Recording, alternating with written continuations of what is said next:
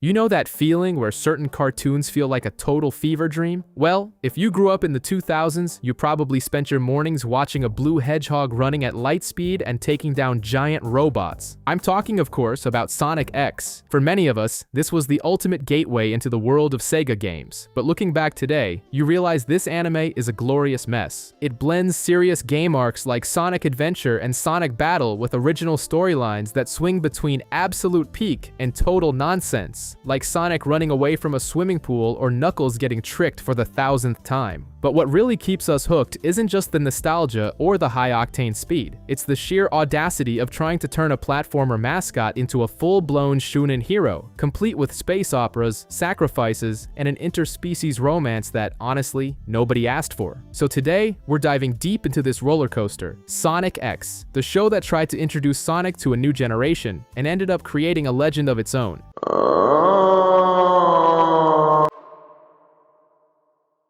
Big the Cat is taking an epic nap with his buddy Froggy, but peace is short-lived. Sonic storms Dr. Eggman's base with the energy of someone who's had 10 energy drinks. The hedgehog ignores security, weaves through missiles, and makes giant robots look like fools.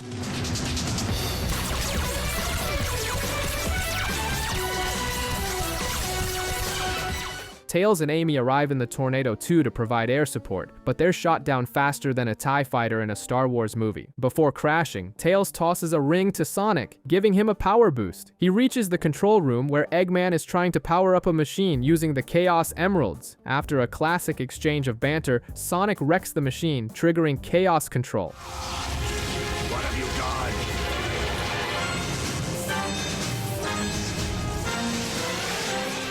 The result? Everyone is teleported to another dimension, Earth. Sonic wakes up in the middle of a metropolis during rush hour, and the police immediately show up. A GTA-style pursuit begins, but standard squad cars aren't even a warm-up for him. The police call in the S-Team, led by Sam Speed, a guy who's clearly watched Fast and Furious a few too many times. They call me the Highway Star, so even if you think you're the fastest thing around, think again. They try to corner the hedgehog on the highway, but Sonic runs in reverse at 300 km/h just to troll them. Sam hits the nitro, but Sonic breaks the sound barrier and leaves him in the dust. A Sonic move! He's moving faster than the speed of sound! There's just one problem. The road ends. Sonic flies off the edge and plunges straight into a mansion's swimming pool. Since he swims about as well as a rock, he nearly drowns, but he's saved by Chris Thorndike, the wealthy kid who lives there. The next morning, Chris is trying to explain to his mom over the phone that he saved a cat, which leaves Sonic deeply offended. The boy tries to offer the hedgehog cat food, but Sonic shuts that down immediately. After a quick run through the city, Sonic returns and encounters Chris's grandfather, Chuck. The old man thinks the hedgehog is a robot and whips out a screwdriver, ready to take him apart like a new toy, until Sonic proves he's very much alive. On the news, a special report shows that Cream the Rabbit and Cheese have been captured and taken to Area 99, a high-security military base that's basically Area 51. Sonic wants to go in guns blazing, and Chuck, hyped for the adventure, decides to help by providing a ride and some high-tech spy gadgets. Sonic infiltrates the base in total Metal Gear Solid style. Inside, the power mysteriously goes out thanks to some remote-controlled paper planes sabotaging the wiring. Sonic rescues Cream, but the lights flicker back on and the security system enters deadly laser party mode. The paper planes save their skins again, taking out the cameras. During the escape, the stairs collapse, but Sonic carries Cream, busts through the roof, and leaps straight onto the Tornado 2. Who was piloting the planes? Tails, the boy genius. Back at the mansion, the gang is reunited, but the joy is short-lived. Dr. Eggman has also arrived on Earth and is already on an isolated island plotting to build his empire in this new world. On his evil island, Dr. Eggman decides which robot will terrorize the city using a Las Vegas-style slot machine. Luck, or everyone's lack thereof, brings up E23 Missile Wrist. Missile wrist. Perfect. Meanwhile, in the sewers, Amy and Knuckles are bickering about their relationship and the fact that they're stuck in this world, looking like the Teenage Mutant Ninja Turtles, but without the pizza. On the surface, Eggman's robot hits the beach, ruining everyone's vacation and destroying everything in sight. Tails, Chris, and Grandpa Chuck try to locate Sonic, who has vanished into the mountains to train like Rocky Balboa. Eggman hijacks the TV airwaves and demands the city's surrender. New Eggman Empire. Resistance is futile. You will submit to my rule or be swept away like dust bunnies. The mayor tries to play tough, but once the villain starts blowing up buildings, diplomacy goes out the window. Tails tries to handle it with the tornado, transforming it into a jet, but the robot's armor is impenetrable. Amy and Knuckles arrive to help, but the pink hedgehog decides to go solo and gets captured instantly. A classic rookie mistake. Finally, Sonic shows up to save the day. The blue blur is so cocky he starts breakdancing on top of the missiles fired at him. Try the old slap on the wrist! Following a tip from Knuckles, Sonic baits the robot into punching itself. With the path clear, Sonic tears through the junk heap and blows it sky high.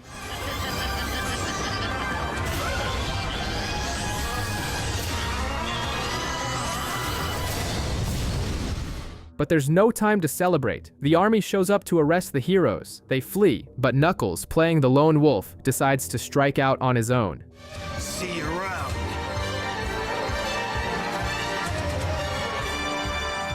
The group finally discovers what caused their interdimensional trip, the Chaos Emeralds. Chuck explains they work like the Dragon Balls. Collect them all, and you get a magical ticket home. However, the US government is already onto them, Men in Black style, and sends a disguised agent to keep tabs on Chris. At school, this agent appears as Mr. Stewart, the new substitute teacher, asking highly suspicious questions about Chris's family. Meanwhile, at a random construction site, an emerald is found and starts making the machinery operate on its own Transformer style.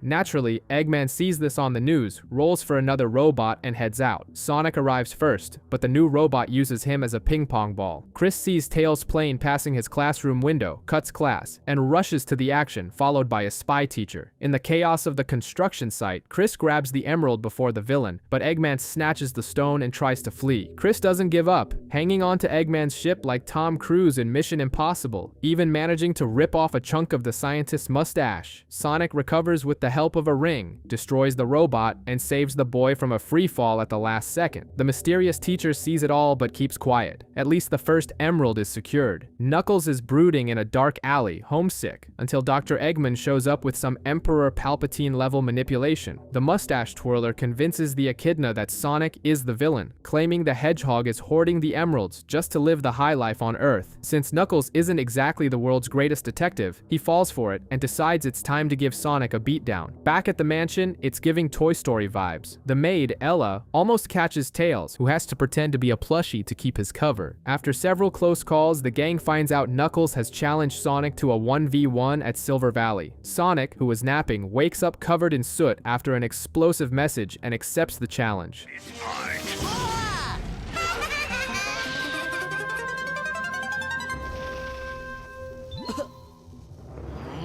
When they get there, it's pure WWE energy. Knuckles charges with blood in his eyes, smashing rocks and trees like they're made of styrofoam, while Sonic just dodges and mocks him.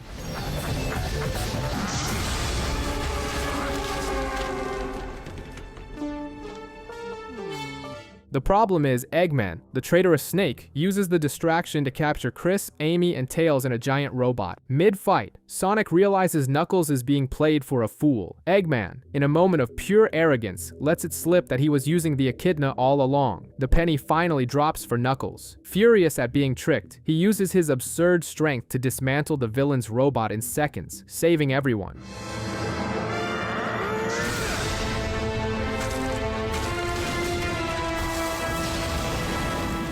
In the end, he blasts Eggman off like Team Rocket, shares a brief smile with Sonic, and returns to his lone wolf life, refusing any help. The vibe at the mansion is tense because Chris's parents, the city's wealthiest and most absent couple, are finally coming home. Chris panics trying to hide the alien zoo, but Sonic is in a rebel without a cause mood, ignoring everything and heading out for a run. On the other side, Eggman wakes up feeling needy and decides he wants the respect of Earth's children. His genius solution? Create a teacher robot named Schoolbee. The plan backfires spectacularly. The robot is actually an incredible teacher, like Robin Williams in Dead Poets Society, and the kids love him. Mr. Stewart, our undercover spy, is livid about losing his job to a toaster and tries to call the army, but he's ignored. Jealous that his robot is more popular than he is, Eggman snaps and orders the machine to go full Terminator and take the students hostage. Schoolbee tries to resist, but the doctor forces a reprogram. Fortunately, Sonic appears out of nowhere, interrupting the forced art class. With his signature signature agility, he destroys the robot with a single headbutt, ending the school crisis. Eggman tries to hand out a consolation prize badge, but no one cares and he retreats. The day ends with Chris finally having a Hallmark family dinner, while Sonic watches from a distance, maintaining his mysterious hero persona. Cream and Cheese are in that hyperactive kid stuck indoors phase, and decide that rules are merely suggestions, heading out for a stroll in the garden. Meanwhile, in the kitchen, Chris's mom Lindsay tries to cook, but the result is a culinary nightmare that would make Gordon Ramsay cry in a corner.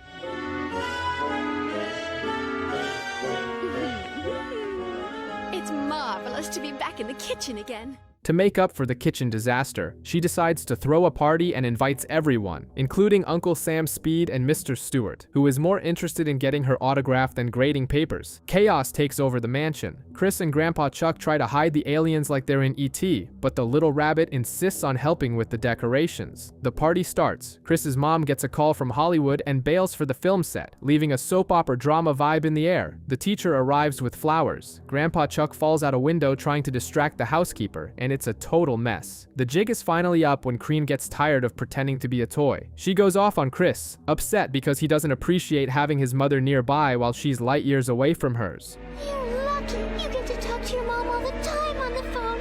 I can't do that. Everyone is shocked. Ella, the housekeeper, nearly has a heart attack seeing the toy talking and crying, but after almost fainting, she decides to join the team. The secret is out, and Ella becomes an official ally. The episode closes with everyone making peace and wearing flower crowns. A finale so cute even Sonic can barely stand it.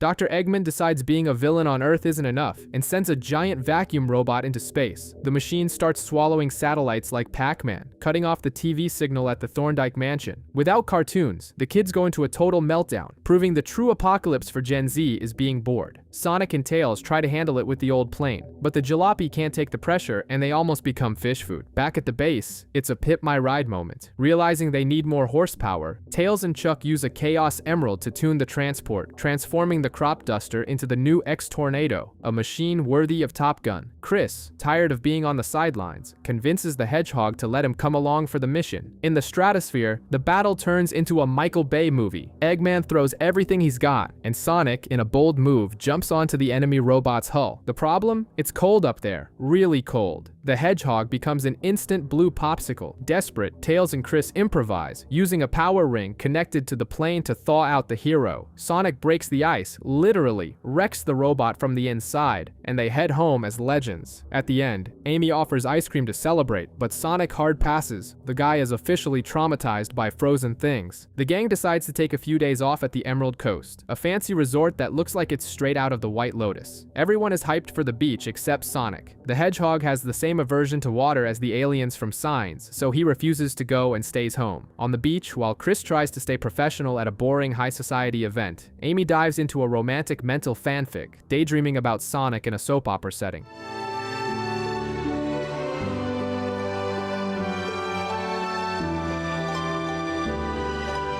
But protagonist's peace is short-lived. Dr. Eggman decides to turn the luxury hotel into his new, evil theme park, using a giant octopus robot called Octaron. The Emerald Coast Resort into my kind of stomping ground.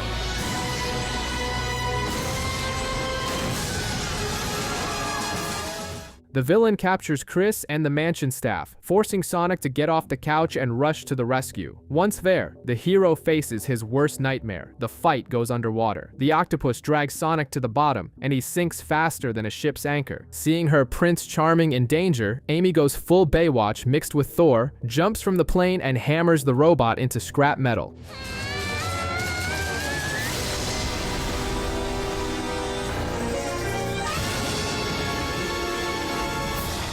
They try to have a cute moment with a Lucky Charm bracelet Amy made, but a snake robot shows up to kill the mood. Bad move, making Amy angry. She destroys the junk pile in a fit of rage, but ends up falling into the sea. This time, Sonic swallows his sphere, jumps into the water, and rescues her. In the end, he accepts the Lucky Charm, but makes it clear he's never going near the ocean again.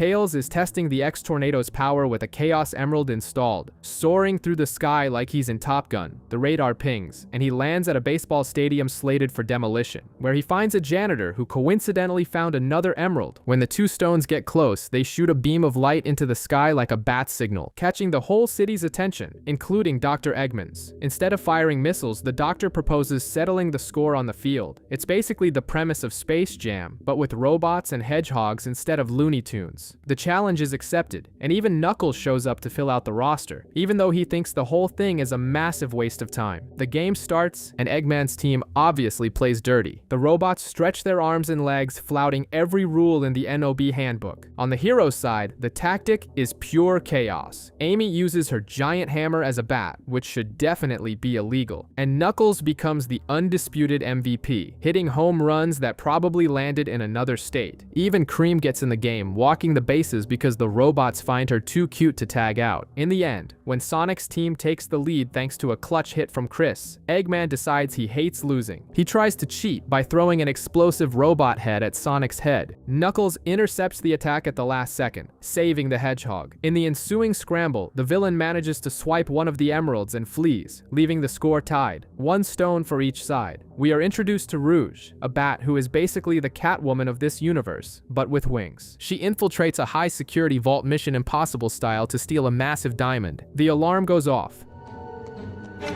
Hey!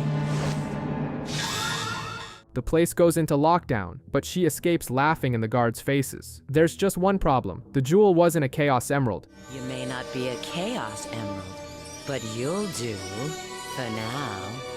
Meanwhile, the President of the United States decides it's time to declare war on Dr. Eggman, but his advisors warn that the doctor's tech is superior to anything the military has. The solution? Recruit Sonic. However, the Hedgehog's team is busy almost crashing the X-Tornado while searching for more emeralds. Rouge tries to steal another stone from an abandoned warehouse, but falls into a government trap led by Agent Topaz. The offer is simple, Suicide Squad style. Rouge either goes to jail or works for Gunn. She accepts, but is gifted an explosive bracelet to ensure she doesn't double-cross them. The chemistry between the Bat and Topaz is electric, and they bicker constantly. What? Listen, Missy, this isn't a country club. You're in deep trouble. Yeah, I know, so I've heard. But all I want's a cup of coffee. The mission is to infiltrate Eggman's base. They find an emerald but are surrounded by robots, including one called Noisy that attacks with unbearable sound waves.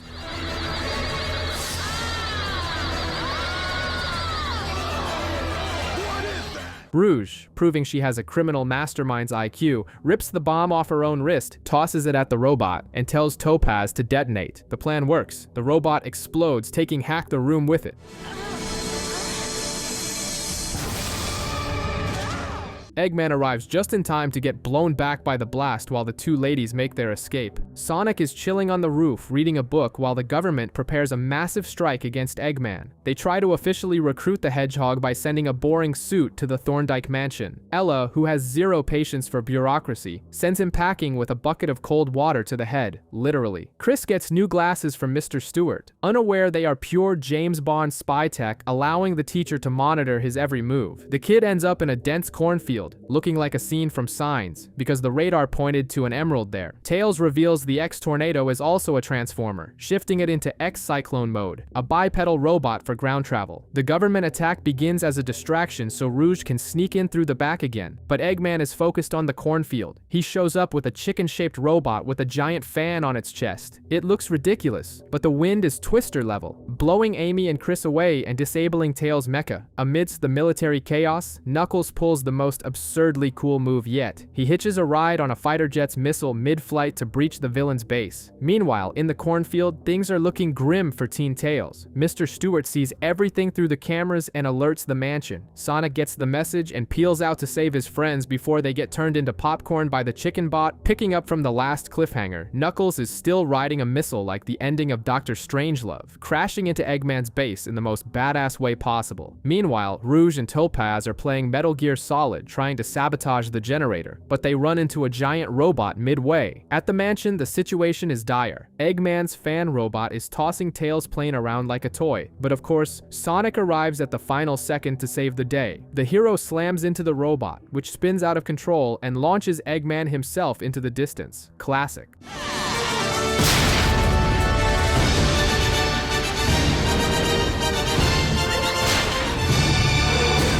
They wreck the junk pile, but the Doctor manages to steal the Chaos Emerald and flees. The team hops in the X-Tornado for the final pursuit. Back at the enemy base, it turns into an 80s action flick. Rouge blows up robots and Knuckles punches through walls to join the infiltration team. They all end up trapped in the generator room with a ticking time bomb. Pure tension. Outside, Sonic breaches the base and confronts Eggman, who unleashes his new weapon, the E-18 Warhard. This thing is serious. It's powered by 2 emeralds. Sonic takes an anime-level beating, getting smashed into the walls. But when he finds out his friends are locked inside, he goes into shonen protagonist mode, destroys the robot through sheer force of will, and recovers the emeralds. He tears through the entire base, saving everyone seconds before it all goes up in a Michael Bay pyrotechnic display. Sonic is now officially the biggest celebrity in the city. With Eggman out of the picture, the problem is now political. The president's aide, Jerome, notices Sonic is more popular than his boss. The solution? A White House party to link the politician's image to the hero and secure votes. It's House of Cards, just sillier. The invitation arrives, but Sonic calls in sick. He'd rather keep a promise he made to Helen, a girl in a wheelchair who wanted to visit a flower-filled island. Sonic completely ignores the VIP event to take the girl on an adventure. Jerome loses his mind over the Hedgehog's absence and, in a totally rational move, sends the entire military to hunt Sonic down and force-feed him appetizers. What was meant to be a peaceful stroll turns into a high-speed chase, with Sonic dodging tanks and soldiers while pushing Helen's wheelchair. Instead of being scared, the girl is loving the adrenaline. They reach the flower field in a rare moment of peace, but the army ruins the mood by cornering them on a cliff. Sonic, a genius of improvisation, tricks the helicopters into tangling their own rotors, hijacks one of the aircraft GTA style, and flies Helen to the party. They land at the White House, greet the president, and leave Jerome having a nervous breakdown on the floor. In the end, Helen's parents learn to pay more attention to their daughter, and Sonic ends the day relaxing in a tree, far from politics. Chris tries to give Sonic a cell phone at the mansion, but the Hedgehog refuses and runs off. He's that low-profile friend who hates group chats.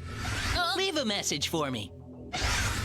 Meanwhile, Tails, Amy, and the rest of the gang decide to hit the mall, but they discover the downside of fame. They're swarmed by fans and onlookers like they're the Kardashians. Even in the restaurant's VIP area, they can't find peace, proving that being a full-time hero is exhausting. Elsewhere, Eggman rises from the ashes with his new giant ship, the Egg Fort, taking off from the ruins of his old base.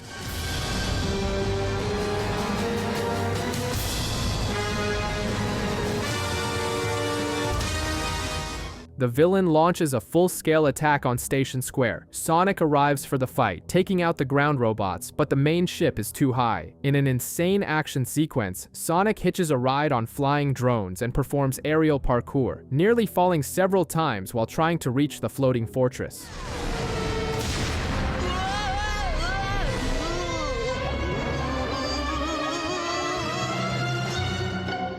Chris's group gets cornered but is saved by Mr. Stewart using a trick of mirrors, and by Tanaka the butler, who arrives driving a futuristic truck carrying the X-Tornado. Tails, Chris, and Sonic take off and move the battle to the ocean to avoid collateral damage. The Egg Fort seems impenetrable, but Sonic uses 2 rings at once, becomes a supersonic projectile, and slices the ship in half. Curse you, Hedgehog! I'll get you!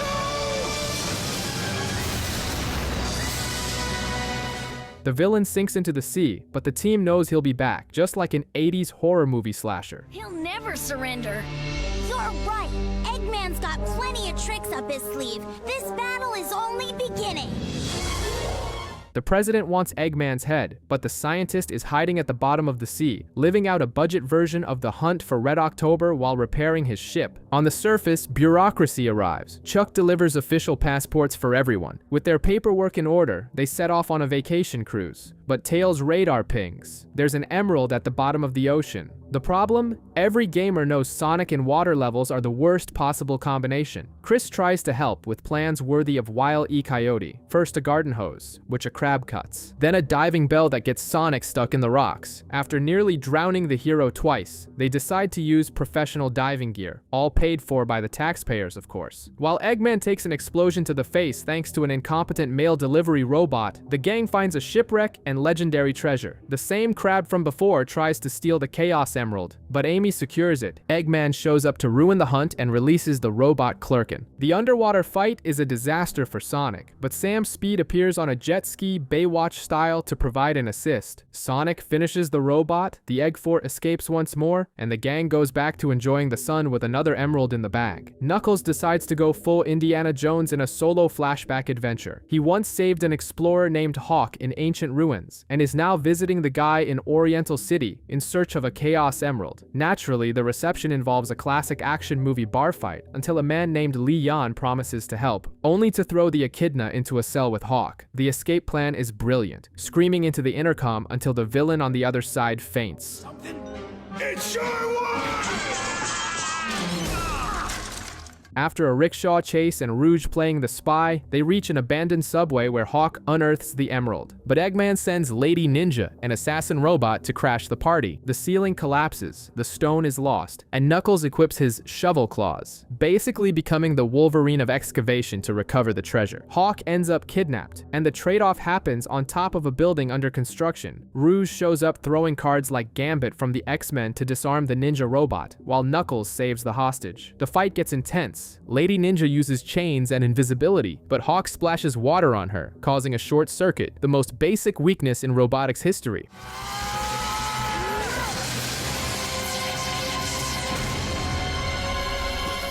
Knuckles finishes her with an uppercut, recovers the emerald, and has a mystical vision of the past, proving he's much more than just muscle.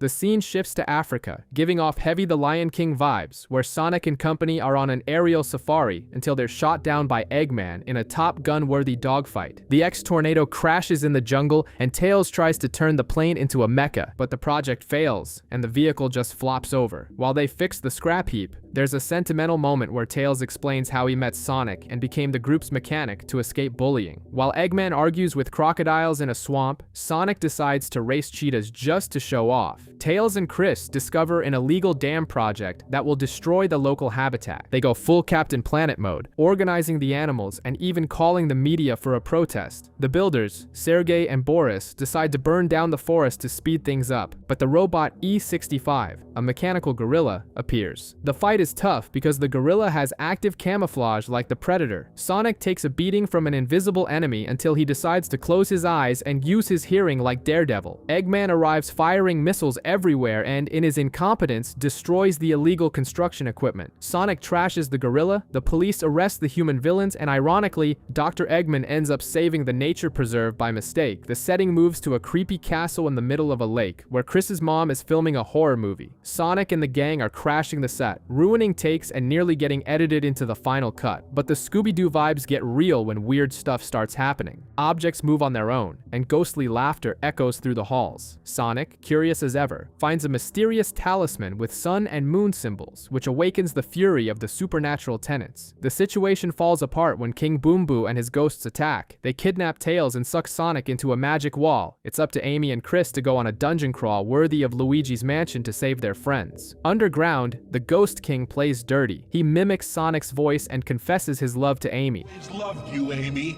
Huh? Well, I'm sure you know how I... The smitten hedgehog falls for it and releases the villain, ending up possessed in a scene straight out of The Exorcist. Stop interfering with my plans or you'll never leave this castle! With Amy floating and trying to kill everyone, Chris finally uses his brain, flips the talisman to the sun side, and frees the real Sonic. The hedgehog arrives swinging, knocks the demon out of Amy's body with a chop to the neck, and goes after the giant ghost. With the help of a power ring tossed by Tails, Sonic sends the Spectre back to the afterlife.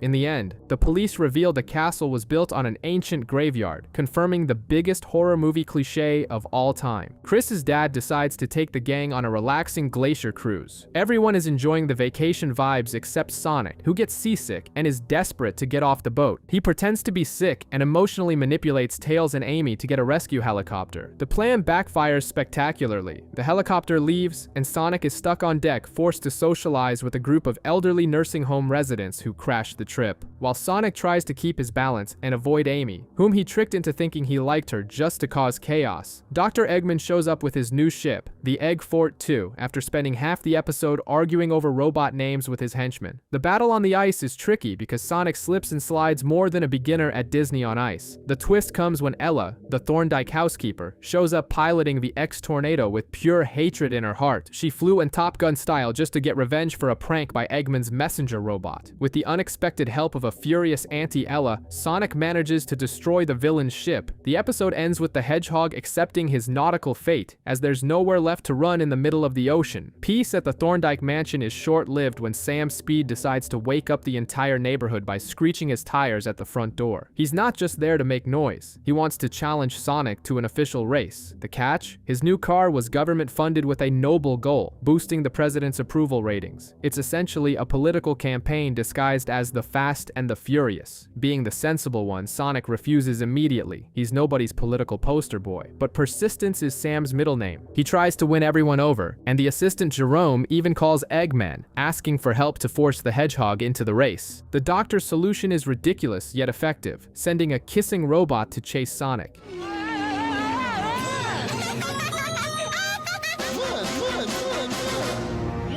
Terrified of being kissed by a bucket of bolts in front of a crowd, Sonic accepts the challenge. The race begins and devolves into Mario Kart-style chaos. Sam plays dirty, using police shortcuts and even ejecting Sonic when the Hedgehog hitches a ride on his hood. Bye, Sonic.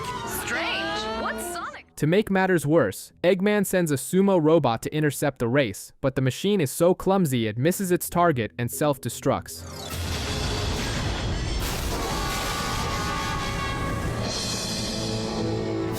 At the finish line, Sonic and Sam seem to cross in a dead heat. However, the photo finish reveals the ultimate humiliation. Sonic arrived early, posed for the cameras, ran back, and crossed the line alongside the car just for kicks. Will be posted on the stadium monitor.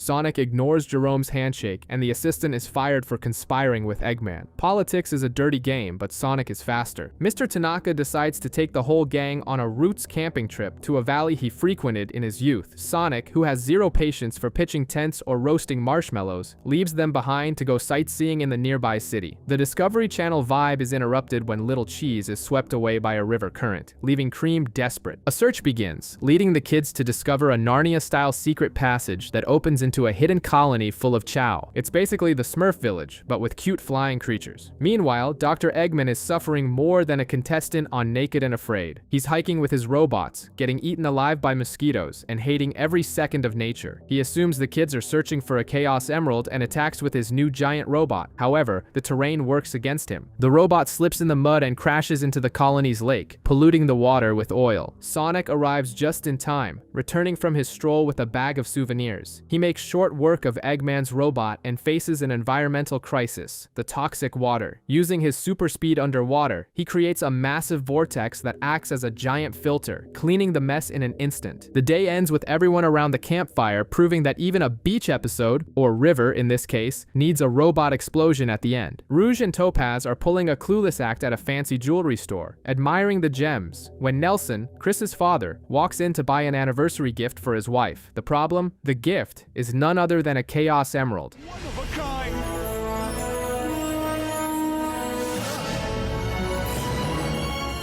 He invites the whole gang to Filmdom City, essentially a generic Hollywood, to deliver the jewel. Tails, playing the resident nerd, warns that gathering too many emeralds in one place could cause an unstable electromagnetic reaction, kind of like crossing the streams in Ghostbusters. Sure enough, as soon as Sonic gets close to Nelson Stone, the studio lights begin to explode.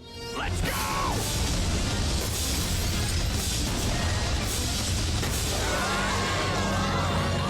Eggman tracks the surge and invades the set with his robots, turning the anniversary into a trashy action movie. The brawl breaks out across various fake sets. 1 minute they're in a Jurassic Park-style dinosaur flick, the next, they're in outer space. In the chaos, Rouge tries to snatch the gem, but Eggman is faster and takes it. The Doctor deploys a robot to cover his escape. Tanaka tries to take the machine down with Kung Fu, but gets tossed aside. It's up to Sonic and Knuckles to settle it. The echidna knocks the robot into the water and Sonic finishes the job. The day is saved, but the result is a loss. Eggman escaped with the Chaos Emerald, leaving Rouge furious and the heroes empty-handed. Sonic is in the middle of a battle against one of Eggman's bird robots. He wins quickly, and Amy, seeing an opening, tries to create a romantic moment by falling into his arms on a haystack. Sonic completely ignores her advances. It's not coldness though. A piece of the robot fell and got stuck in his ear during the fight. This causes a bizarre side effect. Sonic starts running non-stop, Forrest Gump style, tearing through the city and the desert uncontrollably. Realizing the hedgehog has lost it, Chuck devises a plan straight out of a Wile E. Coyote and Roadrunner cartoon. First, they fire a helium missile at Sonic. He turns into a balloon and floats away, forcing Knuckles to plop him with a rock. When that fails, Chuck builds a giant hamster wheel to trap him. It works for 2 seconds until Sonic's speed unscrews the wheel, which rolls off and flattens poor Knuckles, burying him in the dirt. Running out of options, they use Sam's speed as bait for a trap, but the king of speed is the one who ends up in the hole. Meanwhile, Amy decides to take on the bird robot alone for revenge, but finds herself in danger. Sonic streaks past, destroys the robot with a jump, and the impact finally dislodges the piece from his ear. He saves Amy again, cleans his ear, and everything returns to normal, proving he only ignored her love because he was literally deaf to it. The gang is in an Indiana Jones-style mad dash for the final Chaos Emerald. Chris is in a slump, feeling down because he knows that if they complete the collection, Sonic and his friends will return to their world. Mr. Stewart, acting as the school counselor, convinces the boy that letting his friends go is the right thing to do. On the villain side, Eggman deploys E-77 Lucky, a robot programmed for good luck, who turns out to be a mechanical Jar Jar Binks due to his clumsiness. His mission is to find the 7th stone through pure, dumb luck. Knuckles, displaying his usual strategic genius, decides the best way to get home is to make a deal with the devil. He convinces Chris to take the 4 emeralds the heroes already have and hand them over to Eggman, believing the doctor will help unite the worlds peacefully. They basically hand the keys to the kingdom to the bad guy on a silver platter.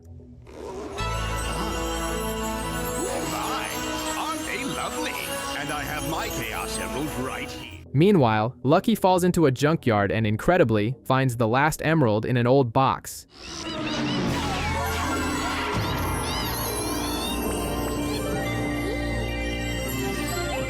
With the stone secured, Eggman does the obvious. He betrays Knuckles instantly, drops the echidna through a trapdoor, and reveals he has no intention of going home. He wants to build his empire right here. Sonic arrives late to the party, finds a dejected Knuckles on the floor, and sees Eggman's ship taking off with a kidnapped Chris and all the emeralds on board.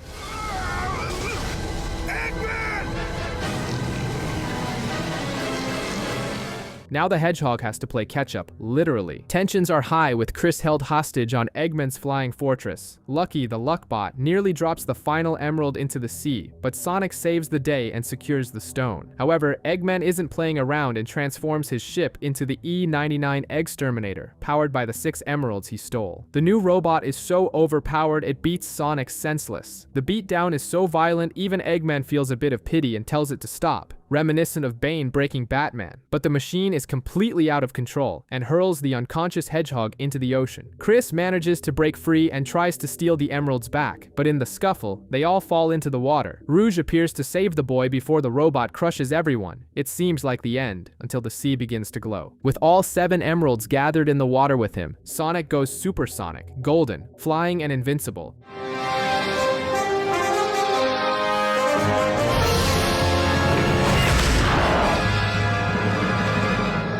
He reduces the giant robot to scrap metal in seconds, while Eggman watches. Knowing it's over, Chaos Control is triggered at full power. Chris cries, thinking this is the final goodbye, but when the flash fades, there's a plot twist. Sonic didn't leave. In fact, Angel Island and the Mystic Ruins have been teleported to Earth. The worlds have merged. The episode ends with Sonic finding Chris and giving him a classic, "Long time no see," proving the adventure on Earth is far from over. Big the Cat and his friend Froggy are taking a nap when the Frog decides to become a horror movie protagonist. He swallows a strange puddle and a Chaos Emerald, grows a tail, and bolts. Meanwhile, Eggman hasn't wasted any time launching the Egg Carrier, a flying fortress that makes S.H.I.E.L.D.'s helicarrier look like a toy, and creating the E-Series, a line of Terminator-style robots. At the mansion, Chris's mother does the most rich person thing possible. She gives a legitimate Chaos Emerald to Cream, just because the stone didn't match her outfit. That's Tony Stark levels of flex. On the street, Big runs over Chris and Cream in a scene worthy of a slapstick cartoon. While searching for the mutant frog, they encounter the liquid puddle from before, which reveals itself as Chaos, a monster made of water. Sonic arrives for the rescue, but Eggman shows up and tosses Cream's emerald to the creature. Much like a Pokemon or Cell from Dragon Ball Z, the monster evolves into Chaos 1. Knuckles arrives looking for a fight, but Eggman throws another stone to the beast, turning it into Chaos 2. The fight gets intense, requiring teamwork to force the monster back. Eggman flees, but leaves a warning. If this water creature gets all 7 emeralds, it's game over for the planet. In an emergency meeting, Knuckles explains that Chaos was responsible for sinking Angel Island in the past. Big drops the bombshell that his frog swallowed an emerald and is on the loose. The hunt has become a race against time. Knuckles investigates Casinopolis and, upon touching a Master Emerald shard, has a That's So Raven-style vision of the past, seeing an ancient city and an echidna named Tikao. Meanwhile, Sonic and Tails head to Windy Valley and unearth an emerald. Eggman tries to seize it by force with his robot, but Sonic saves her skin at the last second. But the Doctor is a trickster. He pretends to let the emeralds fall into a lake, but it's a trap. Chaos emerges from the water, absorbs the stones, and becomes Chaos 4, looking like a giant shark from a B-movie. Sonic, who hates water more than a cat, uses lily pads as platforms and defeats the aquatic monster using pure strategy. The duo pursues Eggman in the X-Tornado in a Top Gun vibe aerial battle, but the hero's plane is shot down. In the confusion, a bird falls from the villain's ship right into Amy's lap. While Sonic and Tails recover from the crash, Amy names the bird Lily. But peace is short-lived. Zero, a giant stalker robot, invades the scene and kidnaps Amy and the bird, proving that being the damsel in distress is still her karma. Knuckles is still in his emo phase, feeling like the world's worst guardian. He has another vision of the past, seeing the sanctuary on fire, and realizes that moping won't solve anything. I failed.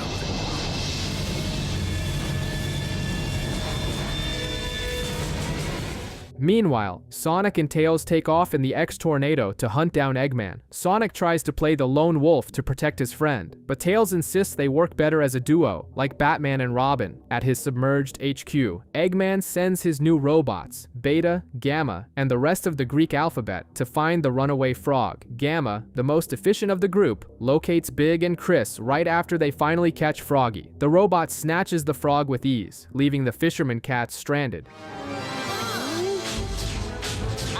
The real Froggy. But when Eggman orders Gamma to confiscate Amy's bird as well, something bizarre happens. The robot looks at the bird, has an Iron Giant-style crisis of conscience, and decides to free the hedgehog and her pet. Go!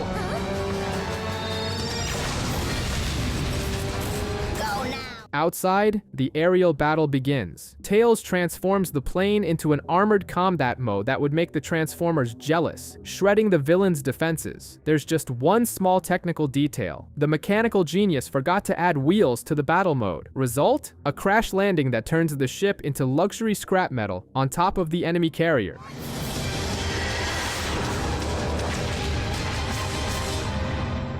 Smooth is not the word for this landing. The landing was a disaster, but everyone survives to tell the tale. Knuckles takes advantage of the deck chaos to gather more Master Emerald shards and of course have more tragic visions of ancient conflicts. Amy tries to stop a deadly fight between Sonic and the robot Gamma, explaining that the bucket of bolts went soft and helped her escape. The robot reboots and becomes an ally. The real trouble starts when Eggman grabs Froggy and Amy's bird. We discover the bird's collar was hiding an emerald the whole time. Convenient writing, right? The villain feeds everything, the stones and the frog, to Chaos, who evolves into Chaos 6, a giant slimy nightmare. In the fray, the monster swallows Chris and Big in classic B-movie monster fashion. Sonic tries to punch his way out but gets stuck in the slime until Knuckles arrives to lend a hand. The dynamic duo uses brute force to expose the beast's weak point, making it spit everyone out and revert to its base form. While the heroes deal with the slime on the ship, Eggman launches a missile directly at the city. With Sonic out of reach, it's up to to Tails to have his The Hurt Locker moment. He overcomes his insecurity, cuts the right wire, and saves the city alone, proving he's more than just a cute sidekick. In the end, Knuckles rushes to restore his giant gem, but Chris finds the last lost Chaos Emerald on the ground and runs after the Echidna. After saving the day, Tails becomes an instant celebrity, having to flee from a crowd of crazed fans like the Beatles in the 60s. While the Fox deals with fame, Gamma decides to hack his own system, Detroit, become human-style, deleting Eggman's control to save his robot brothers. Sonic, meanwhile, gets into a mystical vibe, following Tikal's spirit into the past, where he watches Angel Island burn from the front row. It's a pretty heavy mood for the Blue Hedgehog. Back in the present, Sonic invades Eggman's base. A furious doctor deploys the Egg Viper, a bizarre machine loaded with lasers.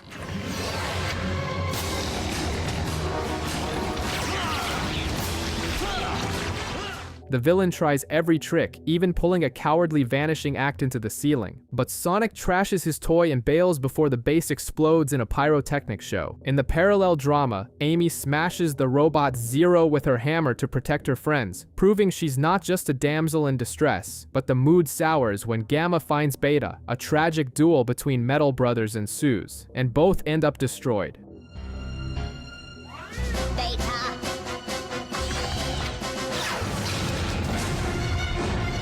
Gamma dies a true hero, freeing the family of Amy's bird. You've done so much for Lily and me.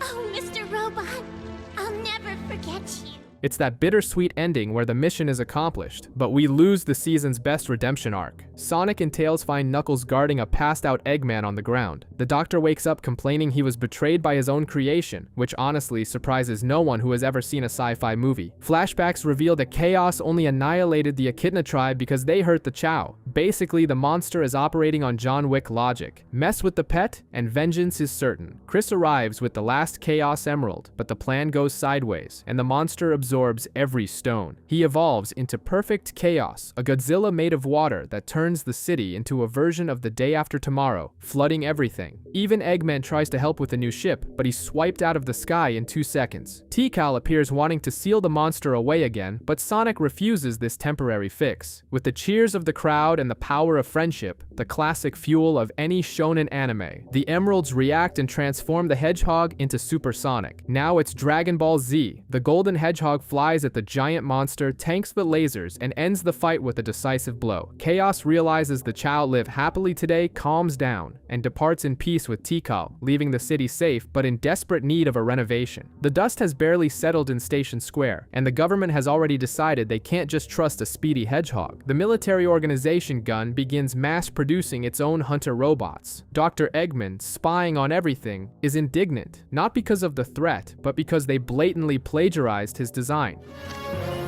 That's an impossibility. If their robots were better, that would make them smarter than me. It's like copying a classmate's homework and only changing the font. Poking through Gun's database, the Doctor discovers the diary of his grandfather, Gerald Robotnik. The paperwork reveals that Eggman is actually from this dimension, not Sonic's world, but the real gold is Project Shadow, the so-called ultimate life form. I've done it! My greatest design is now complete! The ultimate creature, Shadow.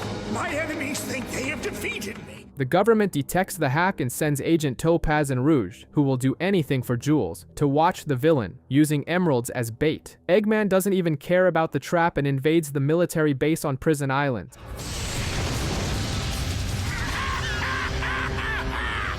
This is more fun than hacking! He reaches the high-security chamber and releases the cryogenic capsule, expecting a giant monster. But when the cold mist clears, what steps out is a black hedgehog with a serious chip on his shoulder. You! It can't be!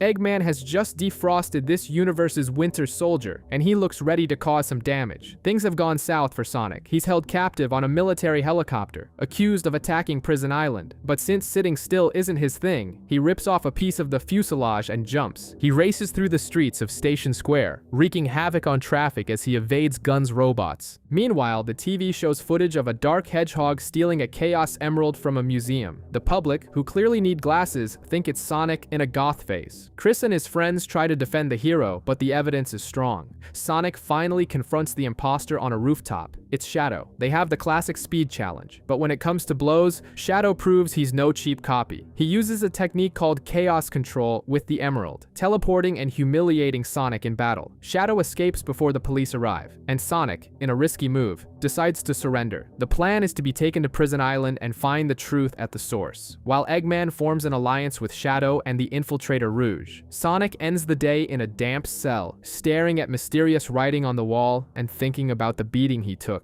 The villain launches an all-out attack to distract the military with explosions worthy of a Michael Bay movie, while his cohorts, Shadow and Rouge, invade to plant bombs and steal the Chaos Emeralds. Total chaos. Tails and Amy arrive in the X-Tornado for the rescue, leading to a classic, romantic comedy gone wrong moment. Amy sees Shadow from behind, thinks he's Sonic, and goes in for a hug. The goth hedgehog doesn't even react, leaving a super awkward vibe until Eggman interrupts. While Tails fights in the sky, Amy finds the real Sonic in solitary confinement, surrounded by mysterious scribbles like "A Beautiful Mind." Sonic learns his evil twin is on site and busts out of the cell using brute force. The two hedgehogs clash, but the fight is cut short because a time bomb is about to turn the island into dust. Chris, who also tried to save the day with Mr. Tanaka, runs into Shadow. The boy tries to reason with him, but Shadow is focused on the mission. However, in a moment of heavy conscience as he remembers someone named Maria, the anti-hero uses chaos control to teleport Rouge and the boy away at the last second. The island explodes spectacularly, and poor Mr. Tanaka thinks Chris has been turned into BBQ. As the dust settles from Prison Island, the gang discovers Chris survived but is now staying with the enemy. Sonic, still being hunted by the police, the fugitive style, bolts to rescue his friend. Elsewhere, Knuckles is running through a desert, having flashbacks of when Rouge stole the Master Emerald, until he trips over Eggman's secret base, a high-tech giant pyramid in the middle of nowhere. Up in space, on Space Colony Arc, basically this universe's Death Star, Chris tries to make small talk with Shadow, asking if they're related since they look the same. The only response is a cold stare. The Dark Hedgehog then has a flashback. He remembers escaping with Maria and Eggman's grandfather, fleeing from gun soldiers. It gets heavy when it's shown they locked Shadow in a capsule and jettisoned him to Earth while the girl stayed behind to sacrifice herself. It's the origin of the tragic villain. He swears revenge against all of humanity. Back in the present, Eggman turns on the Eclipse Cannon, a colossal weapon, and makes a standard supervillain threat to the president on TV. The world surrenders in 24 hours, or he blows it all up. Knuckles reaches the pyramid base and smashes a robotic golem, while boy genius Tails gives the X-Tornado an insane upgrade, turning the plane into a spaceship. The fight is heading into orbit. The mission on Space Colony Arc starts with an espionage movie vibe. Tails has a plan worthy of Ocean's 11. Deliver a fake Chaos Emerald to Eggman and jam the cannon from the inside. But the Doctor, despite the comical mustache, wasn't born yesterday. He kidnaps Amy, forces Sonic to hand over the emerald, and realizing the trick, traps the hedgehog in a capsule and ejects him into deep space, like a classic 007 villain.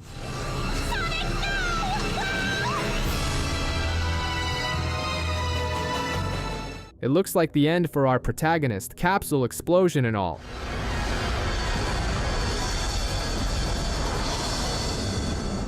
But surprise, Sonic uses the old chaos control trick with the fake emerald and makes it back to the ship safe and sound, while he heads for a rematch against Shadow. The rest of the team, including Knuckles and Rouge in a forced alliance, scramble to fix the mess. The real problem begins when Eggman, thinking he's won, slots the 7 emeralds into the cannon. Instead of world domination, he triggers a posthumous trap from his grandfather, Gerald Robotnik. A video of the old man appears, announcing that the entire colony is now a meteor programmed to collide with Earth and wipe out humanity in a vengeful Saw style. The apocalypse clock starts ticking and panic ensues. Chaos is in full swing and the Ark is tearing through the atmosphere like the asteroid in Armageddon. Eggman discovers he was played for a fool by his own grandfather, and with no other choice, the heroes and villains form a forced alliance to save their skins. While Knuckles and the gang race to deactivate the emeralds using the Master Emerald, Chris finally gets his moment to shine. The boy finds Shadow and delivers a heavy motivational speech, the famous Talk No Jutsu. He reminds the Dark Hedgehog that Maria didn't want revenge, she wanted peace. The realization hits, Shadow sheds a tear and decides to switch sides, but the ship's defense system creates a bizarre monster which fuses with the space station to ensure the collision. It's showtime. Sonic and Shadow use the emeralds to become Super Sonic and Super Shadow.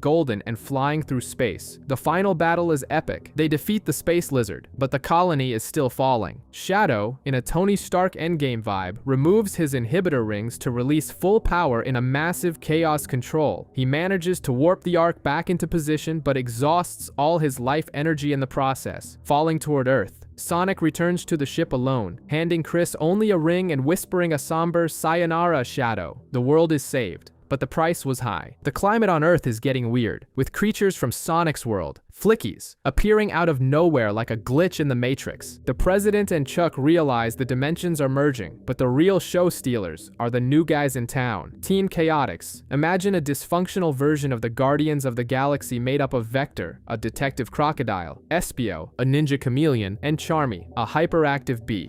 Leave it to Charmy to take his own sweet time getting here. I'd say we've got more important things to worry about. Like where we are, for instance. They're broke and clueless until they see on the news that Sonic is the celebrity of the hour. Meanwhile, Eggman decides to do some cancelled celebrity damage control. He apologizes for the Ark chaos and fixes the moon he broke, turning it into a metallic Death Star.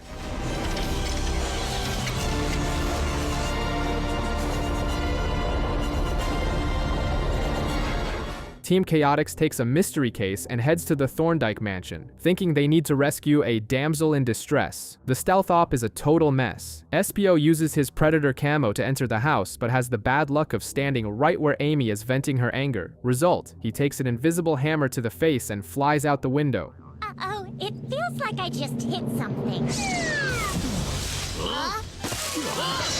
Hey, you okay? Things heat up when Vector and Charmy confront Tails and Chris, thinking the rich kid is a kidnapper. A garden brawl ensues until Sonic arrives with a VIP guest. In a soap opera-worthy plot twist, the detective's client was Vanilla, Cream's mother. The misunderstanding is cleared up, there's a Disney-style mother-daughter reunion, and Team Chaotix realizes they've made fools of themselves. Only poor Espio remains knocked out in the bushes, completely forgotten. Hey, you guys, help me out here, will ya? New Year's Eve is interrupted because apparently, Eggman's metal moon is malfunctioning and causing a total solar eclipse, but the Doctor doesn't miss a beat. He emerges as the Elon Musk of this universe, launching his revolutionary new technology, sunshine balls, artificial suns powered by giant mirror towers. The public buys the idea instantly and starts idolizing Eggman as the savior of the nation, forgetting he was the one who broke the moon to begin with. The villain is loving his hero status, lighting up the city and posing for photos. Sonic, however, isn't buying the marketing hype. The Hedgehog decides to take matters into his own hands and starts destroying the mirror towers like a professional vandal. The crowd, of course, is baffled. Suddenly, public opinion shifts. Eggman is the misunderstood genius, and Sonic is treated like a public menace. Straight out of J. Jonah Jameson's headlines, Sonic ignores the haters and keeps dismantling the Doctor's infrastructure, certain that something very rotten is hiding behind all this generosity. The hunt for Sonic intensifies, with friends and authorities treating the Hedgehog like he's the Joker loose in Gotham. But before the brawl escalates to the point of no return, Sonic decides to use his most powerful weapon, logic. In the middle of the chaos, he gives a crash course in basic astrophysics, explaining that because the Earth and Moon are in constant rotational and orbital motion, a permanent total solar eclipse is physically impossible. In other words, Eggman didn't fix the moon. He's manually piloting the satellite to block the sun, just so he can sell his magic sun lamps. Basically, the villain created a problem to sell the solution, the oldest trick in the capitalist handbook. With the hoax exposed, the Doctor drops his misunderstood hero act and retreats to the classic Saturday morning villain playbook, kidnapping the president. It's a desperate move that doesn't last long because Team Sonic is already onto him. While the Hedgehog and his friends launch a rescue mission to save the world leader, Knuckles plays the role of a space hacker, wresting control of the moon away from the Doctor and restoring the natural day-night cycle. Okay, Knuckles, hit it. Here goes!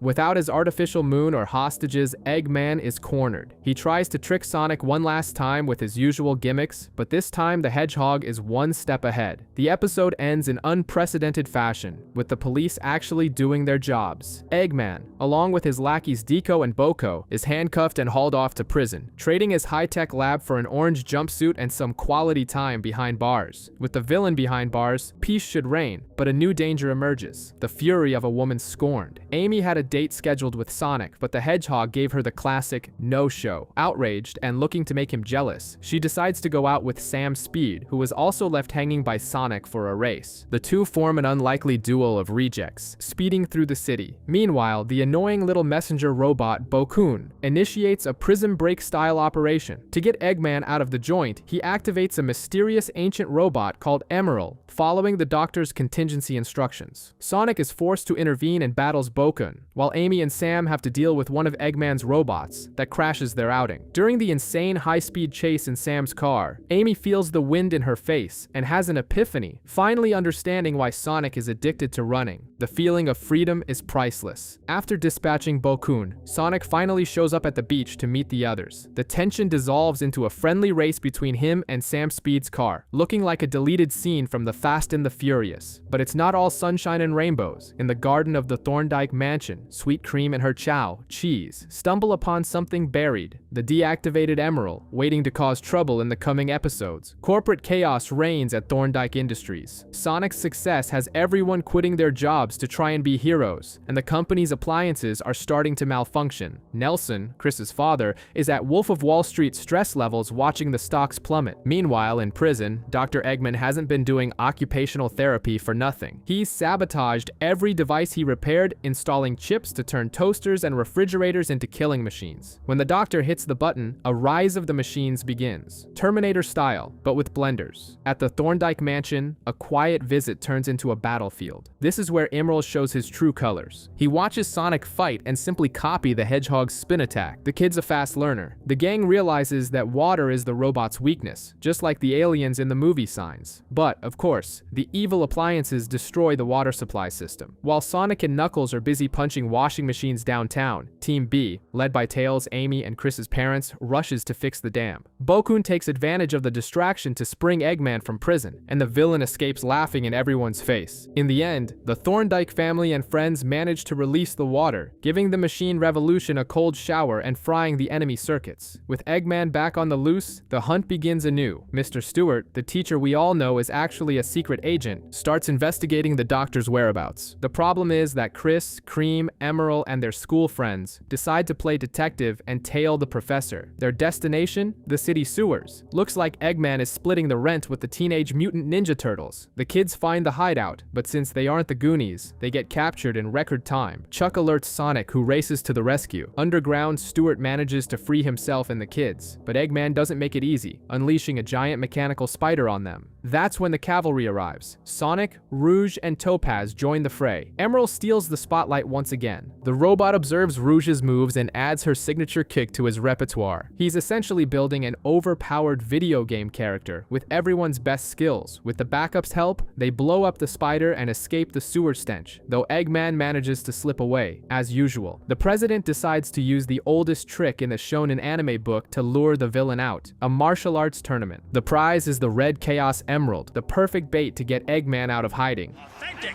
Chaos Emerald! The tournament roster looks like a Super Smash Bros. Lobby with a random mod turned on. It features Sonic, his friends, the butler Tanaka, the president himself, and even Lucky. Meanwhile, Emerald is mopping the floor with everyone, proving that mimicry is the ultimate broken mechanic. Then comes the romantic showdown, Sonic versus Amy. Amy thinks she's in a soap opera and refuses to hit her crush, creating the most awkward TV moment ever. How can I fight someone I care for so much? Sonic! Sonic doesn't know where to hide his face, but he's saved by the bell, or rather by Eggman, who finally shows up to crash the party. Sonic takes the opportunity to play the hero and chase after the Doctor, saving Amy from an explosion and, conveniently, escaping the relationship talk.